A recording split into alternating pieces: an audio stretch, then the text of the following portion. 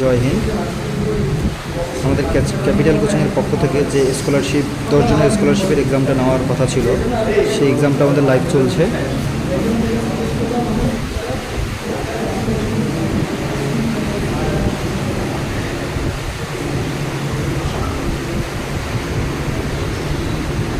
আজকে প্রায় মোট 100 জন স্টুডেন্টের মতো পরীক্ষায় বসেছে।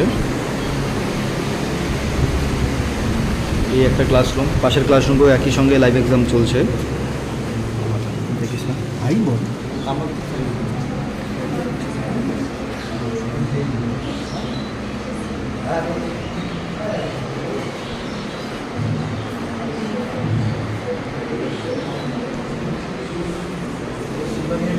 আমাদের স্যাররা ওখানে রয়েছেন, ইনভিজিলেটরের কাজ করছেন।